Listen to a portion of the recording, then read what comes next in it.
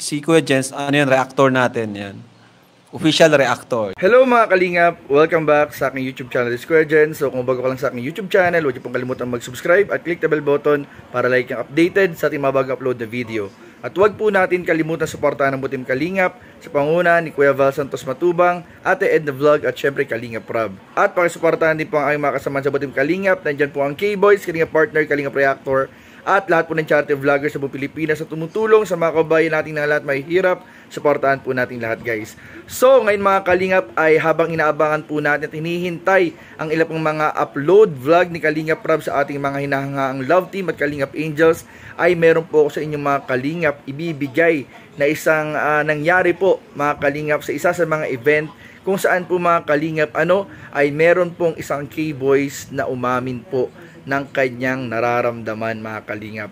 Pero bago yung panoorin muna natin mga kalingap ang napakasaya at napakagandang vlog po ni Kalingap Rob kay Bridget at kay Queen, at mamaya pag-usapan po natin kung kanino nga ba umamin itong isang K-Boys mga kalingap sa kanyang totoong nararamdaman sa isa sa mga Kalingap Angel. So tara, panoorin na po natin in 5, 4, 3, 2 So ngayon po makakasama natin ang dalawang beauty queens ng Team Kalingap na na-scout ng ating mga scouter. So sa vlog na ito, mas makikilala natin silang dalawa. At maliban doon, meron pa silang makakatapat na dalawa ring beauty queen na hindi nyo pa nakikilala.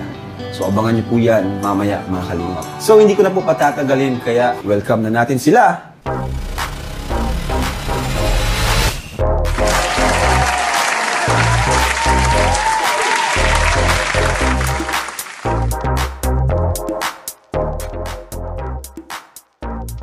Hello everyone, this is Queen Krishna Beraldio representing City of Iriga. Hello, magandang umaga po sa inyong lahat. Ako nga po pala si Queen Krishna Beraldio, 14 years old na nagmula sa Iriga City. At naniniwala po ako sa katabihan na ang kagayunan po natin ay hindi lamang po nasusukat sa ating pagluwas sa kaunyoan, kundi po sa ating kalooban. Salamat po.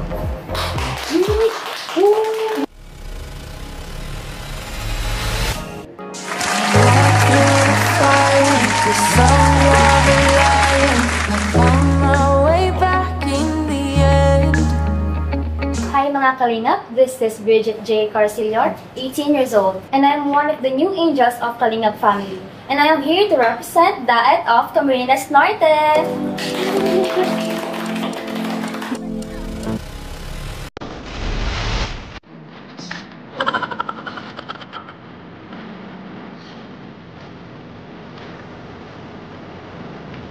Hi, my name is Beshi.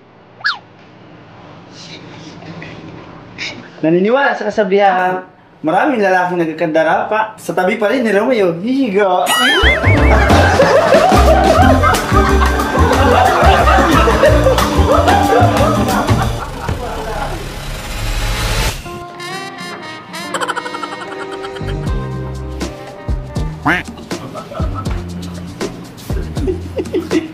Naniwala mo ako sa kasabihan. Ako po si Mang Jun. Jun na sa gabi. Naniwala ko sa kasabihan. Ano ba sabihin ko? Mang Jun sa umaga, Jun na sa gabi. At naniwala ko sa kasabihan. Sa umaga nag-aalaga sa aso. Sa gabi kay Romeo. Ha? Walang yaka? Karaw na tayo. Hindi yung totoo. Hindi. Oo. Sa akin siya yun. May buhok ba? Hey, grabe. Lupit ng pakilala talaga, lalo na sila Mang Jun. So ayan, kumusta naman? Dito wala naman tayo kasi yun, sayang din kasi pagpunta ni Queen dito kung hindi ko may vlog. Diba Queen, yan, lalo ko ng pinanggaling na Queen. Galing pa siya sa Iriga. So sabi ko, habang nandito siya, naisip ko na i-vlog siya. At wala akong maisip na pwede niyang kasama sa vlog kundi si Bridget kasi same kayo ng hilig, which is yung pagpapatyan. So, kilala niyo na isa't isa? Oh. Ha? Yes po. Okay. Kasi nagkasama na rin naman kayo, di ba? Kailan kayo una nagkasama? Yung kahapon lang. Kahapon lang? Wow, grabe. The new ambassador. Congrats pala, new ambassador ng Velvet Box. At si Pinuman is dati na. So, ano yung na-feel nyo ngayon? Ikaw, naramdaman mo ngayon na nag-vlog tayo ulit and kasama mo si Queen. And yun, part ka na ng Velvet Box family. Na-feel ko po ngayon is, syempre po, thankful ako kasi sa kahapon nga po ang saya po ng event. Tapos, nagkaroon din po ako ng exposure, nakilala po ako ng maraming mga fans po, Kalingap. Tapos, syempre po, sa kasama ko po ngayon kay Queen, kahapon po, una kami nagkita sa van. Tapos, syempre doon po lang po, naganda na ako sa kanya. Kasi nakita ko din po siya, pero ngayon ko lang siya nakita talaga in person. Kaya yun, thankful ako kasi nakasama kita. Okay. Ikaw namang Queen, ayun yung nararamdaman ko kasi nakapag-vlog ulit tayo sa tinagal-tagal na panahon. And ngayon nakasama mo yung same mo din ng hilig, si Bridget. At ano yung naramdaman mo ngayon? Ano po, parang na-overwhelmed na rin po ako gano'n. And also po, mas gusto po yung ganito kasi yung, syempre po, yung mga kasama niyo po, parang hindi ka po mal-left out kasi kung ano po yung gusto mo, gusto niya rin po parang gano'n. And also po, yung pag-win po namin dun sa van, nagulat po talaga ako kung, kala ko nga po artista siya. So, po, ganda niya po kasi. Kaya, yun.